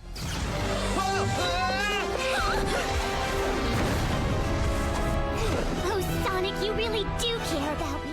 Result, Amy wins by forfeit. The scent of an epic finale is in the air as Knuckles, Rouge, Emerald, and the rest of the gang gear up for the final showdown. The tournament brackets move forward, and Knuckles makes a strategic genius move. He forfeits his fight against Chris just so he doesn't have to face Amy or Rouge later. The Echidna knows that arguing with women is a guaranteed loss. Meanwhile, Mr. Stewart ducks out to avoid being recognized by the press, and Rouge dispatches Amy without mercy. In the grand final, it's Knuckles versus the OP robot Emerald. The Guardian of the Master Emerald starts strong, but Emerald goes into Control-C, Control-V mode, copies Sonic's spin attack, and delivers a historic beatdown. Knuckles throws in the towel. Emerald wins the Chaos Emerald, but the triumph is short-lived. The gem's energy fries his circuits, and he goes full Terminator, intent on annihilating the city. Chuck theorizes that mixing ancient tech with magic gems causes a blue screen of death, and Eggman confirms the robot is an ancestral weapon of war. The gang tries to stop the machine, but it's useless to fight a mirror that hits harder. The brawl reaches a cliffside, and Sonic throws himself in front of Cream, taking a brutal punch right to the family jewels, a low blow that hurt everyone watching. Realizing Emerald has a bit of lag when switching abilities, Cream and Cheese find an opening. They land a double kick, sending their robot friend into the sea. Before exploding, Emerald regains his memory and cries, proving he had a heart. It's an Iron Giant style ending that leaves the little rabbit and us in our feelings. In the post-Emerald depression, Dr. Eggman decides the show must go on. He kidnaps a gun squad, including Topaz, and steals a map to the lost continent of Marazia. Basically, he's looking for his own version of Atlantis or El Dorado. Sonic and the gang chase the villain to a remnant island where the scientist has docked his new toy, the warship Egg Giant Macan. Things get complicated when Gun themselves show up piloting the Gun Fort, which is basically Eggman's old ship with a new paint job and the government logo slapped on it. The military arrives with full Michael Bay energy, deciding to open fire and destroy Eggman's ship, completely ignoring the fact that their own soldiers are being held hostage inside. It's the pinnacle of tactical incompetence. Desperate not to be turned into dust, Eggman fires his main weapon to ward off the good guy lunatics. Taking advantage of the widespread chaos, Sonic and Knuckles perform their classic combo and wreck the Doctor's ship. The result is catastrophic. The vessel explodes, and everyone ends up shipwrecked on the island's beach, turning the show into a furry version of Lost. On dry land, the island turns into a survival movie set. Eggman wastes no time and plans to detonate explosives at a strategic geothermal point, while Sonic, Knuckles, and Rouge decide to play spelunkers and investigate underground caves, journey to the center of the Earth style. The rest of the group stays on the surface, trying to track down the Doctor before he does something stupid. The problem is that the intruders wake up a giant ancient robot that looks like a distant cousin of a Godzilla monster. The battle spins out of control, and the unthinkable happens. Deco and Boko, the loyal robot henchmen, finally tire of Eggman's abuse. They try to switch sides and help the heroes, but end up getting blasted away like Team Rocket blasting off again. Sonic solves the problem with a twist of poetic irony. He grabs the very explosive Eggman was going to use and hurls it at the mechanical monster. The explosion is so violent the entire island starts sinking into the ocean, forcing a general emergency evacuation. In the aftermath, Tails and Chuck rebuild Deco and Boko, who take their second chance to officially resign from the evil empire and snitch on their former boss. After the island mess, the vibe is national holiday. Everyone's taking time off, and even Deco and Boko have landed a gig working at the Thorndike Mansion, doing housework better than most modern Roombas. The atmosphere is so relaxed that Chris's parents show up to hang out with their son, thinking life will be this wonderful forever. Meanwhile, Sam Speed is on the road acting like Toretto from the Fast and the Furious, chasing criminals and dreaming of being Sonic's best friend. The Blue Hedgehog shows up to save the day and, of course, humiliates Sam in another impromptu race. A sonic boom! He's moving faster than the speed of sound. A mysterious scientist arrives with an apocalyptic pitch worthy of a Marvel movie. The two worlds are merging. If they don't send Sonic and the gang back home, time will stop and it's a universal game over. Chris goes into total denial. The kid thinks it's all an Eggman marketing ploy and goes to confront the villain. But the plot twist is that Eggman himself confirmed the chaos theory and warned the authorities. The Doctor might be evil, but he's not stupid. He knows he can't rule the world if the world ceases to exist. With no other choice, Tails and Grandpa Chuck begin building a dimensional portal, Stargate style. The episode closes with the bitter taste of a final goodbye as Sonic finds one of the Chaos Emeralds, accelerating the doomsday clock. D-Day has arrived. The president goes on TV to announce Sonic's send-off, warning that the colorful aliens are hitting the road to save the planet. But there's always that one military guy who's watched too many war movies. A rogue colonel ignores orders and sends a robot army after Eggman, turning the city into a war zone. Sonic, who has a soft spot even for his enemies, rushes to save the Doctor. Eggman takes the cue to debut his new flying fortress, the Grand Egg Imperial, putting the military robots to shame. In a rare moment of gratitude, or just a rush to be rid rid of the hedgehog, the doctor hands Sonic a microchip. It's the exact piece needed for Tails' machine to work. It's practically Tony Stark handing over the solution at the end of the movie. Back at the lab, the mood is somber. The portal starts working through sheer jerry-rigging, pulling energy even from the space colony Ark. One by one, Sonic's friends cross over. Amy, Cream, Rouge, Tails, and Knuckles say their goodbyes. When it's Sonic's turn, Chris can't handle the pressure. The fear of being alone takes over, and he makes the blunder of the century. He runs over and shuts down the portal right in Sonic's face before the hero can leave. The kid snapped, choosing to risk a universal collapse rather than lose his best friend. Chris has officially lost it. He decides the best solution is to kidnap Sonic and run away into the woods.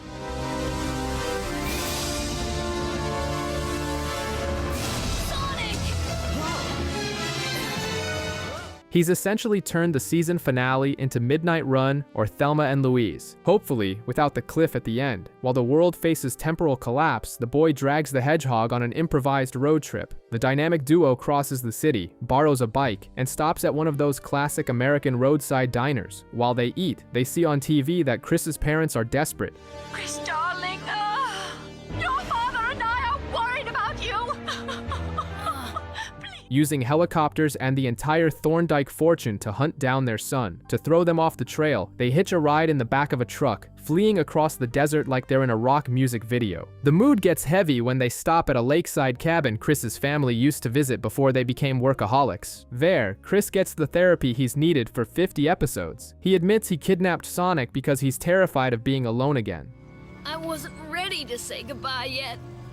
You've always been there for me when I needed you, but in the end, I let you down. I'm sorry. It's a highly emotional moment, Toy Story 3 levels of sad, where Sonic, being the nicest guy in the universe, says he'd stay if he could, but duty calls. Chris finally accepts it, and Sonic returns to his dimension. Chris's parents arrive shortly after to find their son in tears, but they're finally ready to be present parents instead of walking ATMs. Back in their original world, Dr. Eggman is suffering from arch-enemy withdrawal. He tries to take over the world by flying around in his fortress, but without Sonic there to stop him, the thrill is gone. Someone who isn't finding any of this funny is Amy Rose. Depressed and furious, she takes out her anger by hurling hammers at Eggman's ship, proving that facing an X, or almost X, is more dangerous than any anime villain. Tails tries to step up as the hero and takes on Eggman in the tornado. Chuck sends a remote upgrade for the plane, some absurd interdimensional Bluetooth tech, transforming the old bird into the hyper tornado. Even so, Eggman launches a homing missile that he forgot to install a cancel button for. Just when it looks like Tails is toast, boom! Supersonic streaks across the sky like Captain Marvel in Endgame, destroys the missile, and humbles Eggman's ship in seconds. The boss is back. Once the dust settles, we get the reunions. Knuckles and Rouge continue their aggressive flirting disguised as bickering, and Sonic heads to Amy's house. In a rare romantic comedy moment, he gives her a flower, leading to a declaration that would leave any shoujo fan in tears. Back on Earth, there's a 6-year time skip. Chris has grown up. He's no longer a crybaby and has become a focused scientist inventor. He and his friends look back at the past with nostalgia, closing the saga with that bittersweet feeling that childhood is over, but memories and speed are eternal. In the midst of a cosmic war zone, Supersonic is taking a massive beating from a robot fleet led by Dark Oak, a villain who looks like he stepped out of Transformers, only far more sinister. The Golden Hedgehog is exhausted, and in a desperate Dragon Ball-style move, uses Chaos Control to scatter the 7 emeralds across the galaxy, preventing the villain from getting the loot. Powerless, Sonic passes out and falls toward the planet. Down below, Tails, Amy, and Cream are having a peaceful time stargazing until a ship crashes near them. Inside, they find Cosmo, a mysterious alien plant girl who, naturally, fainted during the crash. Meanwhile, Eggman finds an unconscious Sonic on the beach and looks after him. Yes, the doctor saved the hedgehog. It's that toxic love-hate relationship we all respect. The piece ends when a giant Metarex lands to steal the planet egg, which is basically the world's life force battery. Knuckles tries to punch his way out of it but gets tossed aside. Sonic arrives for the fight, but without the emeralds and all banged up, he's practically useless against the robot robot's armor. The villain steals the egg, and nature begins to die instantly. Knuckles goes ballistic when he finds out Sonic threw the emeralds into space, nearly having a heart attack. Simultaneously, on Earth, Chris Thorndike finally finishes his portal. He throws himself into the machine, ignoring every NASA safety protocol. He reaches Sonic's world, but there's a big plot twist in reverse. His body rejuvenates, and he's back to being a 12-year-old kid. Chris tries to explain the crazy math of dimensional travel. While only 6 months passed in Sonic's world, 6 years went by on Earth. Mentally, he's a college student, but physically he's a kid in shorts again. He reunites with the gang, but Sonic passes out from exhaustion because being a hero is tiring. Cosmo drops the narrative bombshell. She's the last survivor of her species. Superman vibes. And the Metarex are erasing life from the galaxy by stealing planet eggs. The only solution? A space road trip. Tails reveals his new masterpiece, the Blue Typhoon, a colossal ship that makes the Millennium Falcon look like a toy. The catch is the ship needs power, and Tails suggests using the Master Emerald. Knuckles obviously says no, but that's where female diplomacy comes in. Amy, Cream, and Cosmo corner the Echidna, and well, let's just say he's persuaded via a beatdown to lend them the stone. Before they take off, another Metarex attacks. The ship debuts its primary weapon, the Sonic Driver, and it's not just a creative name. They literally shove Sonic into the cannon and fire him spinning at the robot. It's insane, and it works. Sonic falls into the sea, but Chris debuts his new plane and saves his friend Top Gun style. With the team assembled, and Cream's mom letting her daughter go to space war, the Blue Typhoon takes off to hunt for the lost emeralds. And of course, Dr. Eggman follows them on the slide because he wouldn't miss this party for anything. While on Earth, Chris's parents read his goodbye note and blindly decide to trust that their son is fine. Anime parents are on another level of chill. In space, the crew of the Blue Typhoon finds planet Sekko. The name suggests a desert, but when they arrive, it's basically the set of Waterworld. And everyone knows Sonic and water go together like oil and fire. They decide to explore in submarines, but Chris and Sonic are attacked by robotic fish. On dry land, or what little there is of it, things get ugly. Chris tries to use his black belt karate, but forgets he's in a child's body, and misses his strikes by inches, looking like he has real-life lag. Sonic tries to save the kid, but ends up captured and taken to a fortress. Enter Amy, who never misses a chance to play the smitten hero. While Chris has an existential crisis, feeling useless, Amy invades the enemy base to save her hedgehog. Sonic is hanging as live bait for a shark, making sarcastic jokes, until Amy arrives hammering everyone in sight, but the escape gets complicated, and Sonic falls toward the water. Is it the end? No, because Chris has an Iron Man moment. He flies in and fires new shoes onto Sonic's feet, the hover shoes. Now, looking like Marty McFly in Back to the Future Part 2, Sonic glides over the water, regains his confidence, and wrecks the Metarex with ease, securing a Chaos Emerald and proving that technology beats phobias.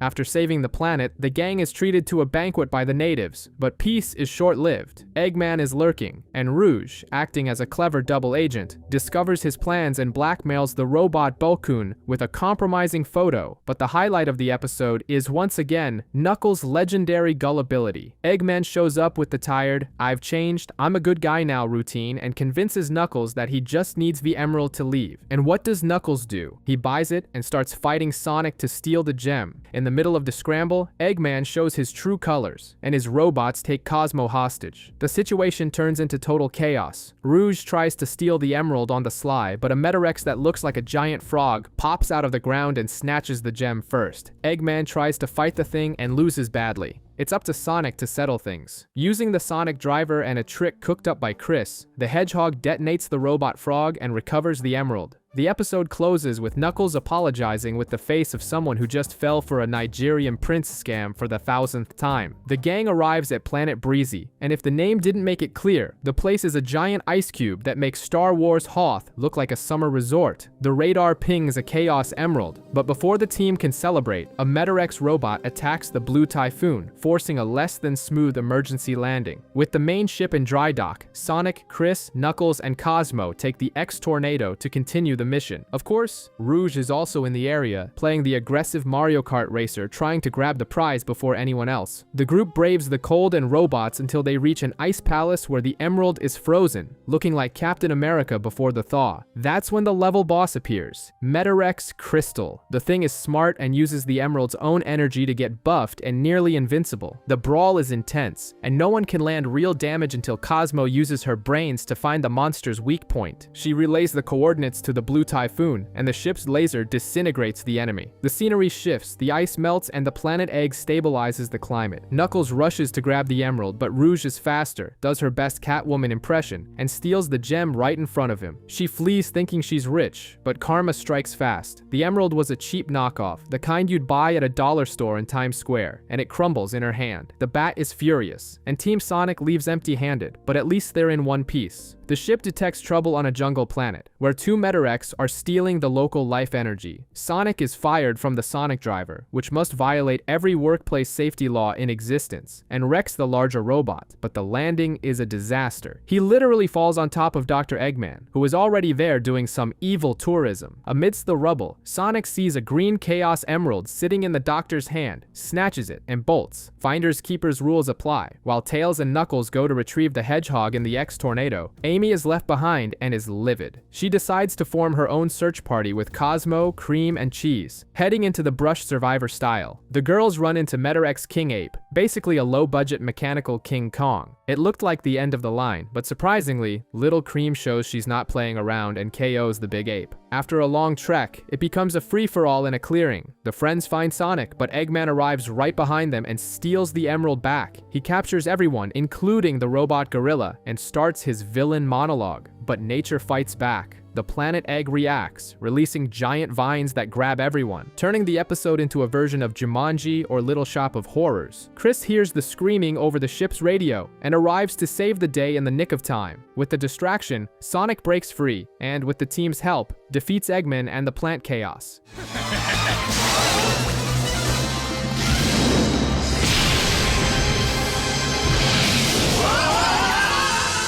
In the end, they recover the emerald, save the planet, and return to the ship with a full inventory. Chris's grandfather, Chuck, finds a way to send packages from the human world to space, like a premium intergalactic Amazon service. Vanilla, worried about her daughter, dispatches the Chaotix Detective Agency as Uber Eats delivery guys to bring supplies and check on Cream. Meanwhile, on the Blue Typhoon, boredom reigns. Sonic and Knuckles are playing chess, but the Hedgehog decides sitting still isn't for him and goes for a run on the deck. The result? He ends up adrift in deep space in a scene worthy of the movie Gravity and has to be rescued with a rope. Shortly after, the Chaotix's ship appears on radar. The crew, thinking they're Metarex, goes into full defense mode, Home Alone style. They attack the detectives without mercy. Poor Espio tries to use his ninja camouflage. Amy, in a fit of artistic madness, paints the chameleon and screams out his position. Only after Tails invades the enemy ship do they realize the monumental gaffe. They weren't enemies, just the delivery guys. There's an awkward round of apologies and an afternoon tea to seal the peace, but the peace is short-lived. Vector, misinterpreting everything, thinks Vanilla wanted him to bring Cream back by force. He snaps, kidnaps the girl, and tries to flee. Sonic has to intervene and goes toe-to-toe with the crocodile to settle the custody of the rabbit. In the end, everything is resolved through talk, after the punching, of course. And to close on a cliffhanger, Rouge invades Eggman's base and finds a mysterious capsule that promises trouble. Chris wakes up in a cold sweat after dreaming about Shadow's sacrifice, reliving past traumas. Meanwhile, on Eggman's ship, Rouge is on a solo Mission Impossible style gig. She invades a secret room lured by an emerald and comes face to face with Shadow himself, hibernating in a capsule like a gothic sleeping beauty. On the other side of the galaxy, the Blue Typhoon tracks an emerald to planet Obadon. The place is creepy, with ruins and a castle that looks straight out of a Scooby-Doo episode. Sonic, Amy, and Knuckles investigate the castle, which is actually an illusion created by a sand Metarex. The creature turns the setting into a death trap. Sonic tries to fight, but his new sneak sneakers and rings are no match for the sand monster, and he ends up electrocuted. Chris tries to play the hero with the jet, but gets shot down and is about to become a statistic. That's when, in the most Avengers endgame moment possible, Shadow awakens on Eggman's ship, uses chaos control, and teleports directly onto the battlefield. With the ease of someone crushing a bug, Shadow destroys the Metarex, saves Chris, and shares an intense look with the boy before vanishing again. He returns to Eggman's ship, hands over the emeralds, and passes out in front of the Doctor and Rouge, leaving everyone shocked by this triumphant return. Things heat up in deep space with the arrival of the Scarship, a brutal Metarex that tears through an entire fleet like it's playing Space Invaders on easy mode. His mission is clear: wipe Sonic and Eggman off the map. Meanwhile, aboard the Doctor's ship, Shadow is suffering from severe Jason Bourne-style amnesia. He remembers nothing, and Eggman, ever the schemer, decides to keep the Hedgehog in the dark to continue using him as a living weapon. But the Scarship crashes the party and begins bombarding Eggman's vessel. The Doctor sends Shadow into the fray, but the Hedgehog's battery gives out mid-combat because his inhibitor rings are malfunctioning. He passes out, the ship seemingly explodes, and Rouge bails, thinking it's game over. When the Blue Typhoon crew discovers who's attacking, Cosmo falls into a total panic. This was the monster that decimated her clan. Sonic, stubborn as ever, ignores the order to retreat and charges in. The battle is a stalemate until the trio of Sonic, Amy, and Knuckles pulls a Star Wars move, jamming the enemy ship's cannons with debris. Enraged, the Scarship attempts a kamikaze run against the Typhoon. Just as all seems lost, Shadow rises from the ashes. Eggman had used a smokescreen to fake their deaths, and pushes the enemy ship back with a powerful energy blast. Sonic and Shadow seize the moment, infiltrate the metallic beast, and in an insane combo, Shadow freezes time while Sonic fires the Sonic Power Cannon to send the villain to the scrap heap.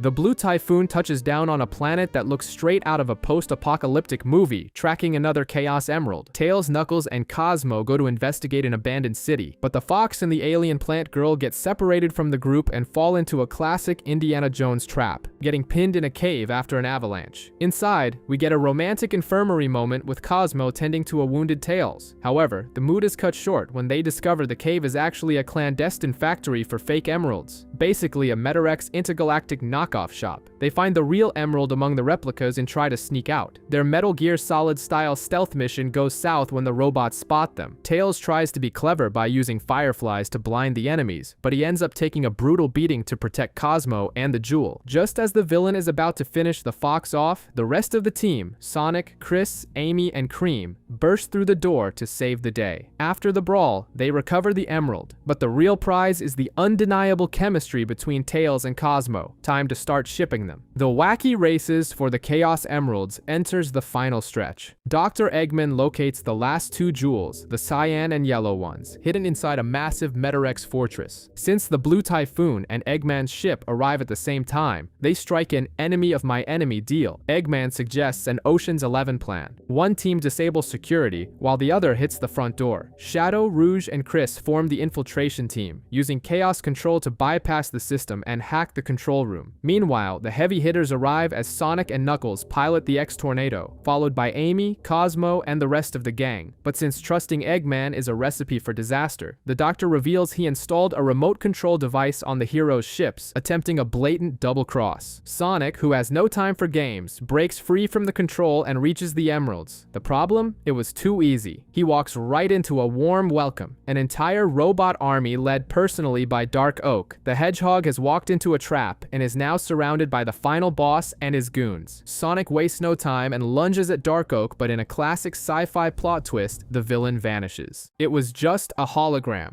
Outside, chaos erupts when Red Pine, another Metarex general, arrives with an armada and begins firebombing his own fortress, indifferent to whether his allies are still inside. The guy is more ruthless than Thanos. Amidst the confusion, Shadow, Rouge, and Chris use teleportation to get back to Eggman's ship. Chris takes advantage of the distraction, steals steals the emeralds the Doctor had already collected, and flees in a mini-vessel. Shadow intercepts the kid, and an impatient Rouge nearly lets Chris fall to his death, but Knuckles swoops in with the X-Tornado for a last-second aerial rescue. With everyone gathered on the battlefield, the 7 emeralds finally come together. It's showtime. Sonic and Shadow activate their golden super forms. As the fortress begins to collapse due to a gravitational field, the 2 powered-up hedgehogs raise hell. Shadow uses chaos control to save Eggman's ship, the Blue Typhoon escapes thanks to the Master Emerald, and the enemy armada is turned into space dust. But the price of victory is high. In the middle of the explosion, the 7 Chaos Emeralds vanish again, resetting the search at the 11th hour. The vibe on the Blue Typhoon turns into a classic sitcom when Team Chaotix, with their ship broken down, hitches a ride with the crew. While Tails fixes their junker, Vector notices the sparks flying between the Fox and Cosmo. Channeling his inner Will Smith from Hitch, the crocodile decides to play matchmaker, but his tactics are Three Stooges level of disastrous. The first brilliant idea involves putting makeup on a sleeping Knuckles and using him as a puppet to scare Cosmo, hoping Tails will jump in to protect her. The plan fails miserably, obviously. I hope everybody enjoys my surprise.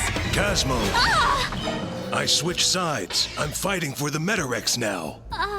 Meanwhile, in a random corner of the galaxy, we find out Shadow survived and is with Eggman, because popular characters never actually stayed dead in this franchise. Back on the Love Boat, Tails tries to help Cosmo organize a surprise party, and the Chaotix keep getting in the way. Vector tries lights-out schemes and bizarre handkerchief tactics, but all he manages to do is blow up fireworks in his own face. Things only get serious when Knuckles wakes up looking like the Joker after a rough night and goes on a rampage, destroying the party decorations. In the end, the chaos brings the couple together. Amidst the mess and a disco ball, they share a near-kiss moment worthy of a team drama. The party happens without the decorations, and Tails, in a moment of courage, tries to confess to Cosmo under the stars, but he chokes at the last second, keeping the friend zone dangerously close. The romantic lull ends abruptly. The crew decides to cross an intergalactic cloister, which is basically a space Bermuda Triangle. The gravitational distortion is so strong that everyone passes out, looking like victims of Batman's fear gas. When they wake up, the Blue Typhoon is trapped in a tangle of cosmic roots that even a machete couldn't handle. This is Chris's cue to be useful, as he creates new shoes for Sonic that can slice through the vines. But the real trouble arrives with a name and a title. Yellow Zelkova. Dark Oak, tired of losing, sends this Metarex general, who is all muscle and zero brains, basically the juggernaut of the X-Men. Zelkova arrives hurling giant pillars and bombarding everything. Sonic and Knuckles try brute force, but the villain is an impenetrable tank. Realizing punching won't work, the duo switches to strategy. They taunt the big guy into attacking the Typhoon itself. The force of the impact knocks the ship loose from the remaining routes. With the path clear, Sonic uses the Sonic Power Cannon to hit a home run on Zelkova and the pillars, isolating the villain and proving that sometimes it's better to be smart than strong. The Blue Typhoon crew realizes they're being followed, but instead of running, Sonic decides to flip the trap card and go straight into the lion's den. The plan is simple. Find out what the Metarex are plotting. The villain of the week is Black Narcissus, a guy with a name like a gothic metal band who wants to use Sonic as a lab rat. The ship's scanners detect hundreds of Chaos Emeralds on a nearby planet. It's obviously fake news, but Cosmo receives a secret message about her clan and decides to play the lone hero, sneaking off the ship. Chris, trying to be helpful, goes after her but ends up getting knocked out faster than a fighting game NPC. Sonic invades the base and finds his friends held hostage. Narcissus psychologically tortures the hedgehog, threatening Chris and Cosmo. And this is where the internet breaks. Sonic gets so enraged that his fur darkens and he emanates a sinister negative energy. The legendary Dark Sonic emerges. He obliterates the villain's test robots with terrifying coldness. The most bizarre part is that the one who brings Sonic back to his senses is Dr. Eggman, who appears out of nowhere to give a moral lecture. While Sonic calms down, Shadow and Rouge handle the dirty work of rescue and demolition. Eggman still tries to negotiate an alliance with the villains, proving that an old dog never learns new tricks. Eggman and Shadow are playing Guardians of the Galaxy, saving humans from a Metarex attack. Shadow meets Molly, a rebel pilot who is fascinated by the hedgehog, comparing him to a local legend called the Black Wind. Shadow tries to keep up his brooding lone wolf act, but the girl insists on being friends. The plot turns into a political drama when Leon, one of the human soldiers, decides to betray Eggman. He tries to hand the scientist over to the Metarex in exchange for saving his people, very Cypher from the Matrix. The problem is that genocidal space villains don't usually honor contracts, and the Metarex decide to destroy everyone anyway. Seeing that all is lost, Molly decides to make the ultimate sacrifice. She ignores the warnings and launches her ship in a kamikaze attack against the enemy fleet in a scene worthy of a tragic war movie. Shadow watches it all and decides the games are over. He removes his inhibitor rings, the equivalent of Rock Lee taking off his leg weights, and unleashes his full power. The Hedgehog becomes a weapon of mass destruction and obliterates the Metarex fleet single-handedly.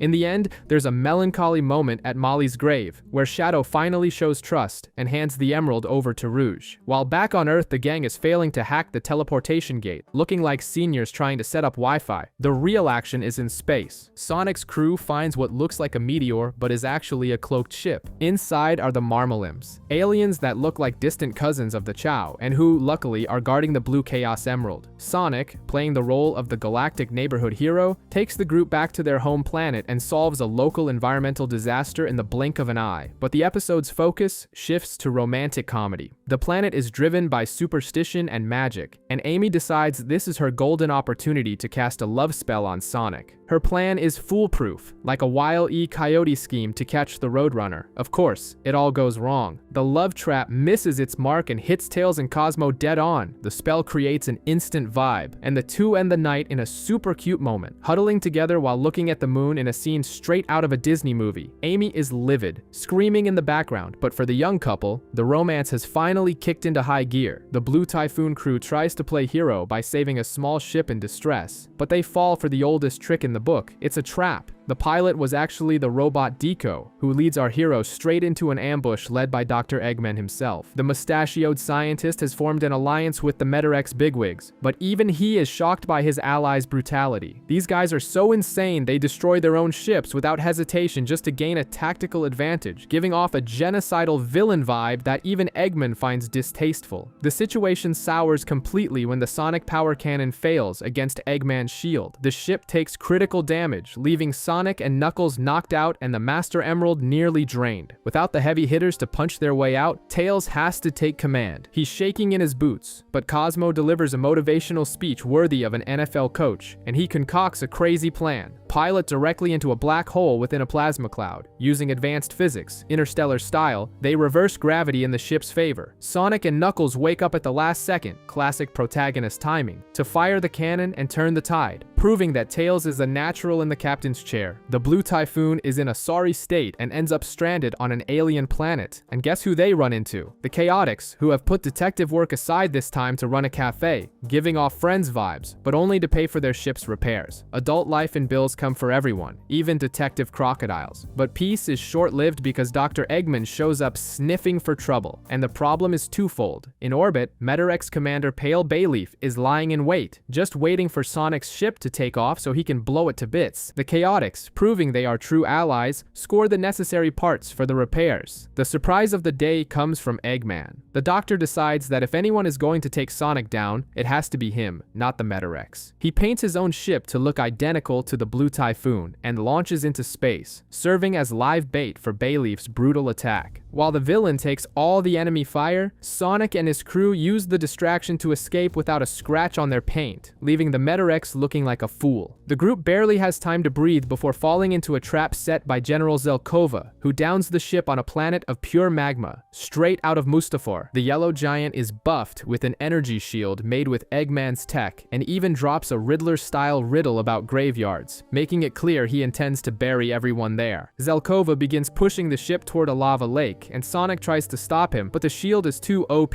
That's when Knuckles steps up. It's a heavyweight brawl, with the Echidna shattering the villain's knee and glove. The team, in a stroke of genius, uses the ship's cables to channel lightning and overload the enemy shield. Without protection, Zelkova's armor breaks, revealing a bizarre organic form underneath.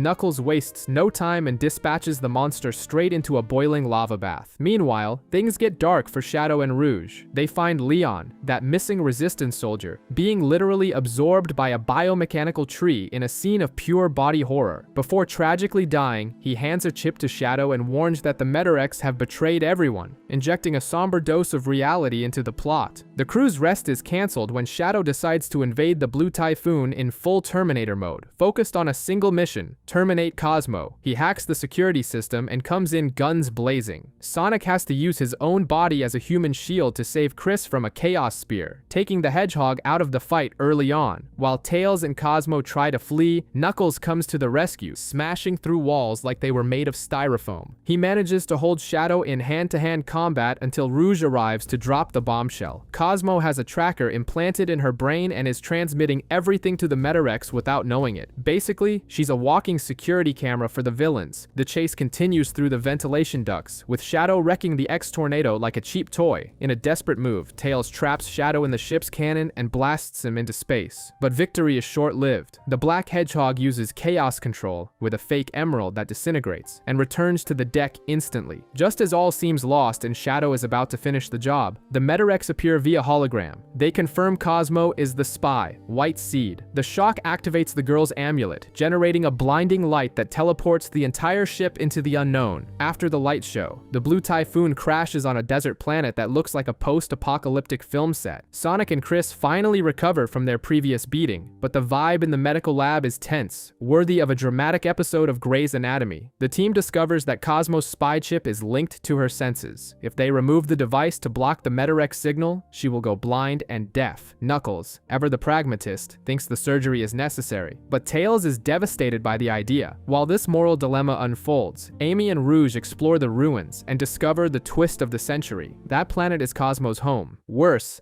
the Metarex are actually the males of her species. Long ago, they transformed into giant dinos to fight invaders, but became addicted to power and turned into space cyborgs, destroying their own planet in the process. Horrified to be related to the villains and still serving as a satellite dish for them, Cosmo tries to run away to protect her friends. But Tails gives that classic motivational speech, reaffirming that no one gets left behind. The team unites for the final assault, which irritates Shadow, who tries to leave on his own until he discovers Dr. Eggman has been captured. Now it's all or nothing. Dark Oak has the 7 emeralds, and the end of the world is on the schedule. Vulcan appears with an urgent message from Eggman, warning that the Metarex are gathering at galactic coordinates 0 to fulfill an ancient prophecy. It's the signal for the endgame of this saga, and the gang rushes into the final battle. In the hurry, they leave Shadow behind. A total bruh moment. Luckily, Team Chaotix, now operating as the galaxy's most random Uber, passes by and gives him a lift. Arriving at the battlefield, Sonic's crew faces the enemy fleet and a planet made entirely of water. Terrible news for the Blue Hedgehog, who has the swimming ability of an anchor. To make matters worse, Dark Oak stops playing around and performs a Power Rangers-style fusion with his generals, transforming into a colossal plant dragon called Final Mova. The battle begins, and Sonic tries to attack, but the villain has the home field advantage. Dark Oak uses the water to drag the hero straight to the bottom of the liquid planet. The villain takes the chance to deliver the classic monologue about how forestation is inevitable and how water is Sonic's ultimate weakness. While the protagonist tries not to drown, Chris channels his inner Ethan Hunt, infiltrates the enemy ship, and rescues Eggman and his robots. But the celebration is short-lived. The villain ship reveals itself to be a massive tree that connects to the planet, growing exponentially like a nightmare beanstalk. With Sonic trapped in the water level, Amy is ready to dive in and play lifeguard, but the rest of the team holds her back to avoid a double tragedy. That's when Knuckles, in a rare moment of strategic brilliance, suggests using the Master Emerald to overload the ship's cannon. They aim at the generals fused with Dark Oak and boom! The shot wipes Black Narcissus and Pale Bayleaf out of the equation. The catch? The weapon's recoil and energy drain cause the Master Emerald to shatter, leaving the team without their main battery. Inside the aquatic planet, Sonic is having a heavy, bad trip, fighting sand monsters and tentacles in a setting that feels like a fever dream. Amy, tired of waiting, ignores logic and dives in to save her crush. She manages to reach him but passes out in the process. When all seems lost, Sonic wakes up and grabs Amy. A mysterious energy sphere surrounds them, protecting the couple from the crushing pressure, healing their wounds, and providing that romantic slow-motion moment. Chris arrives with the hyper tornado to fish them out before it's too late, but the relief is short-lived. Dark Oak, though weakened, begins condensing the entire planet into a giant seed. It looks like the final boss just entered his second phase, and his health bar looks infinite. Final Mova is on an insane power scale, and when Sonic tries a spin attack with Chris's tunnel ring, he's swatted away like a mosquito. Shadow tries his luck with Chaos Spears, but the result is the same. Everyone is tossed back to the Blue Typhoon. The situation worsens when the villain begins draining energy from the entire galaxy, like an industrial-scale cosmic vampire. The only one immune to this massacre is Cosmo, who shares the same DNA as the evil plant. She tries to resolve it through dialogue, but Dark Oak isn't talking and throws her into space. That's when the Chaos Emeralds react to the planet eggs, recharging our hero's batteries. Sonic and Shadow turn into Super Sonic and Super Shadow and charge in with Dragon Ball Z levels of power.